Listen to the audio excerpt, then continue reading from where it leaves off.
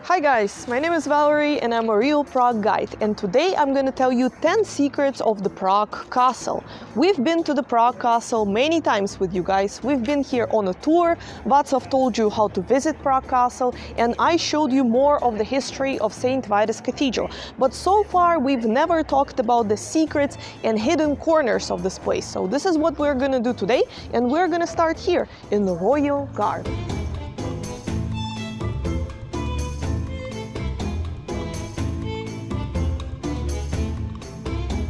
In 16th century, the royal gardens were established here by the Habsburg dynasty that inherited Czech throne.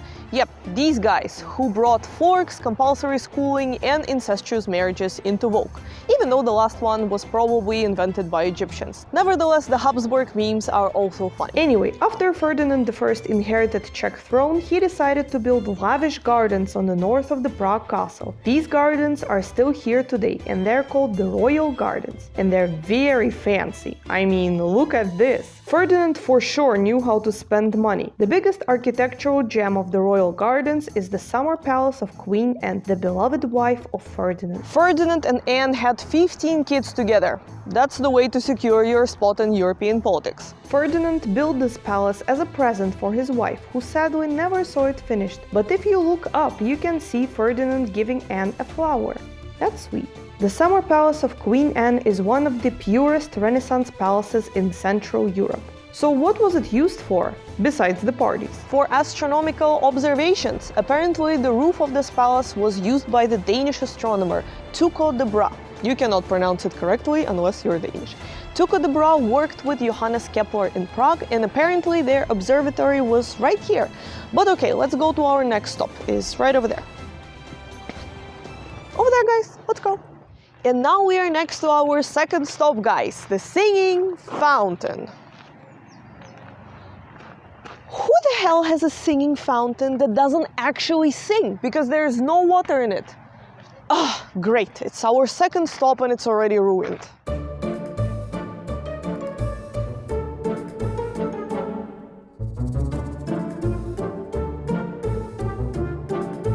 How about I just start it up myself?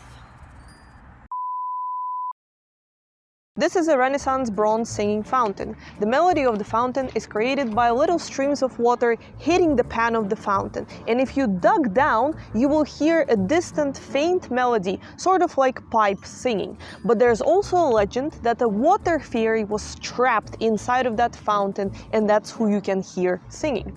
Interesting.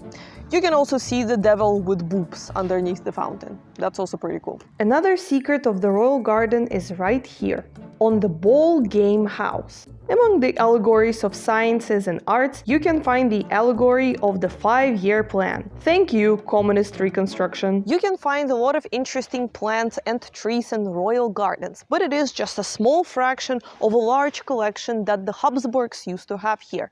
Once Ferdinand I received a very strange present from the Turkish Sultan Suleiman. It was seeds of a strange plant that reminded him of a turban, or Toliban in Turkish. Doesn't sound like something familiar? Right, because it was tulips. Tulips first made it to the Prague Castle, to the Royal Gardens. From here they eventually made it to Holland through Germany.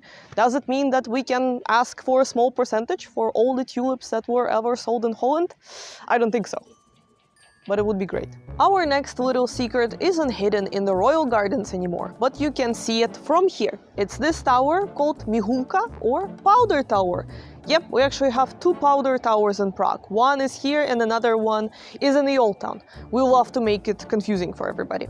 Anyway, Mihulka was also used as a storage for gunpowder, and it actually changed many purposes throughout centuries. It used to be the bell-making workshop, a residence for clergy, a hunger prison, and also the alchemist laboratory, especially during the time of Rudolf II, a centric Bohemian king and Holy Roman Emperor who was inviting alchemists alchemists from all over Europe to work for him here.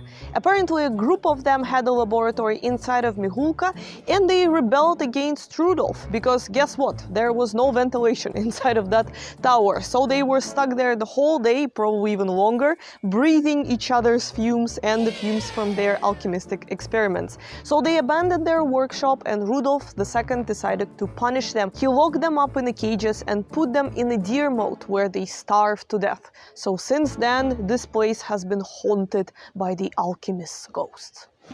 Next secret is hidden in the gardens of the Bastion that were designed by Jože Plečnik during the First Czechoslovak Republic.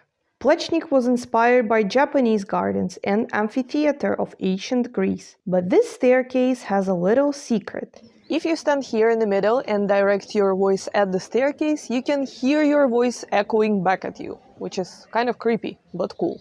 Now guys, we will travel to the times even more distant, when Prague Castle was not yet inhabited by the Czech royal dynasty. It was inhabited by pagan tribes that were doing their rituals here.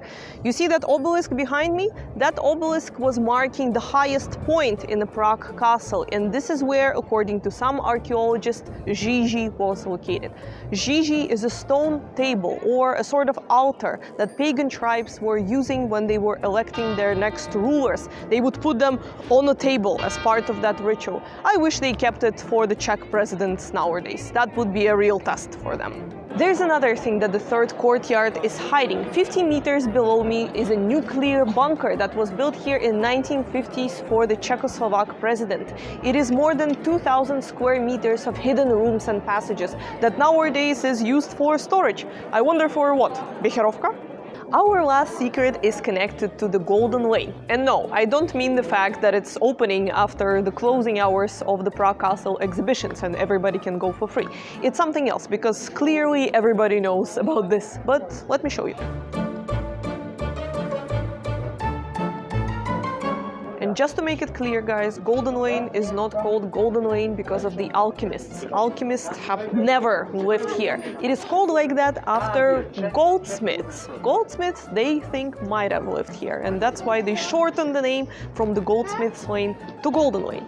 Much easier, right? But I wanted to tell you something else. We're going to be talking about this house, the house of Franz Kafka, probably the most famous building on the Golden Lane. That's actually the house that comes up when you search the house of Franz Kafka on Google. But what if I told you that Franz Kafka didn't really live here? Let me explain. Kafka lived in many apartments in the Old Town, and once he rented a pretty unfortunate one next to Dlouhá Street. It was too noisy, he couldn't concentrate on writing there, and his sister came to the rescue. She allowed him to visit this house that she was renting here on the Golden Lane sometimes, so he could come here to write and concentrate better. But he mainly used it as a studio. He didn't actually live here all the time, unlike the advertisement about it. That's it for today's video, guys. Thank you for watching, and we will see you next week. Bye!